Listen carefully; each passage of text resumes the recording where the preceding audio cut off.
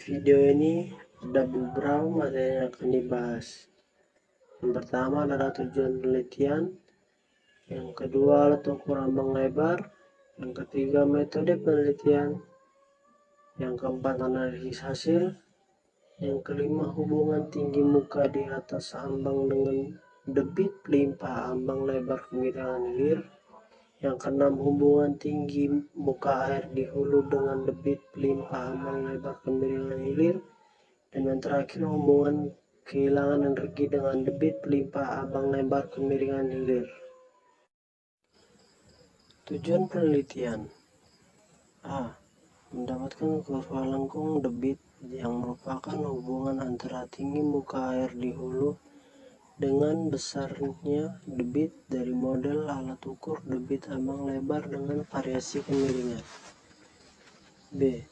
Mendapatkan kurva hubungan antara debit dengan tinggi muka air di atas ambang. C. Membuktikan ketelitian pengukuran dari alat ukur debit ambang lebar dengan kemiringan hilir. Alat ukur ambang lebar. Bangunan ukur ambang lebar dianjurkan karena bangunan ini kokoh dan mudah dibuat, karena bisa mempunyai berbagai bentuk mercu. Bangunan ini mudah disesuaikan dengan tipe saluran apa saja.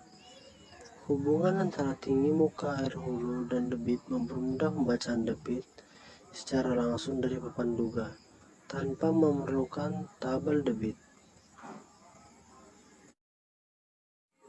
Alat ukur ambang lebar adalah bangunan aliran atas atau overflow. Untuk ini, tinggi energi hulu lebih kecil dari panjang mercu. Karena pola aliran di atas alat ukur ambang lebar dapat ditangani dengan teori hidrolika yang sudah ada sekarang, maka bangunan ini bisa mempunyai bentuk yang berbeda-beda, sementara debitnya tetap serupa. Berikutnya adalah metode penelitian. Untuk menyelesaikan penelitian ini diperlukan beberapa tahapan, yaitu A. Tahapan pendahuluan. Dalam hal ini meliputi mempersiapkan bahan atau material yang akan dipergunakan seperti pembuatan model alat ukur debit ambang lebar. B. Dianjurkan studi literatur seperti mempelajari penelitian sejenis yang pernah dilakukan, teori-teori yang menunjang tentang bangunan pengukur debit, khususnya bangunan pengukur debit ambang lebar. C. Pembuatan model alat ukur debit ambang lebar ini adalah dengan melakukan analisis skala model dengan mengasumsikan bahwa bilangan Froude yang terjadi pada model sama dengan bilangan Froude yang terjadi pada prototipe, sehingga dengan demikian skala debit waktu, kecepatan, dan volume akan dapat mewakili kondisi sesungguhnya di lapangan dengan skala panjang lebar dan tinggi 1:100. D. Model uji ambang lebar dibuat kemiringan hilir ambang lebar, yaitu dengan kemiringan. E. Pengujian laboratorium dimulai dari menempatkan model uji alat ukur debit ambang lebar pada model saluran terbuka. F.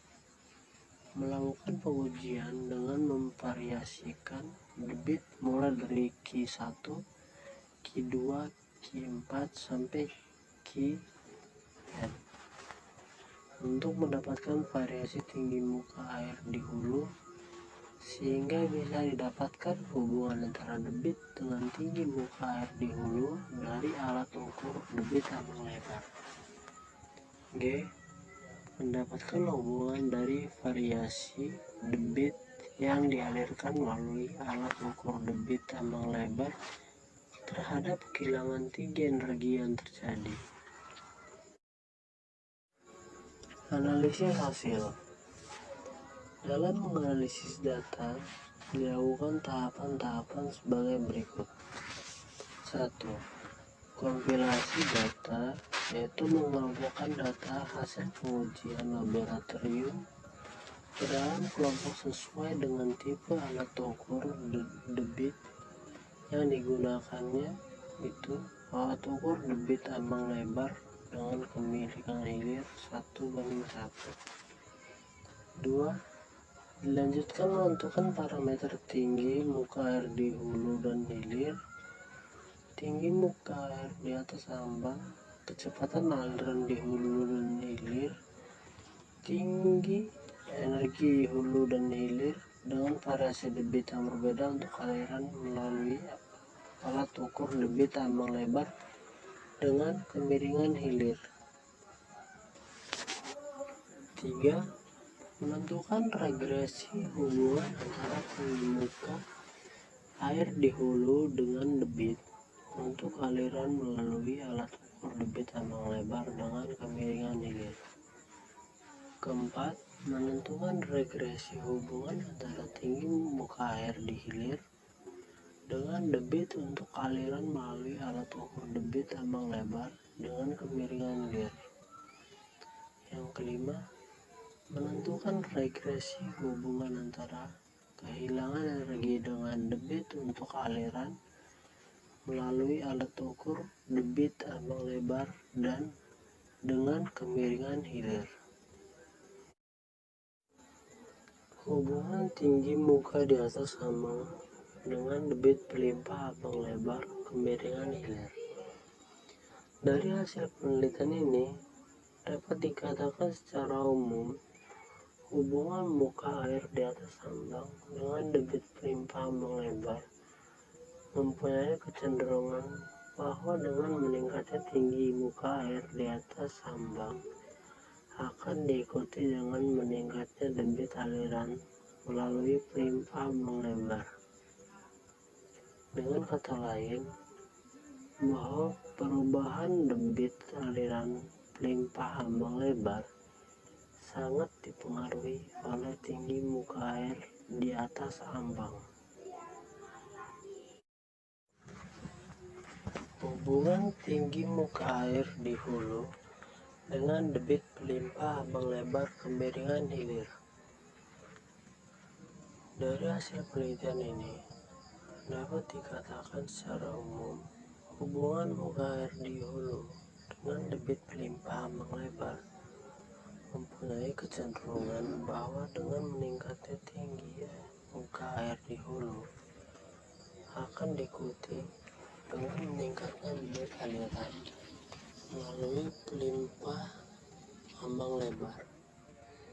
Dengan kata lain, bahwa perubahan debit aliran pelimpah ambang lebar juga diikuti dengan perubahan tinggi muka di air hulu.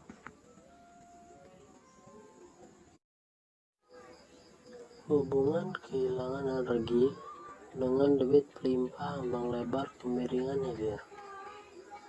Dari hasil penelitian ini dapat dikatakan secara umum hubungan kehilangan energi dengan debit pelimpah ambang lebar mempunyai kecenderungan bahwa dengan meningkatnya debit aliran akan diikuti dengan meningkatnya kehilangan energi pada pelimpah ambang lebar. Dengan kata lain, perubahan debit aliran pelimpah ambang lebar mempengaruhi besarnya kehilangan energi. Besarnya kehilangan energi begitu signifikan dipengaruhi oleh perubahan debit aliran.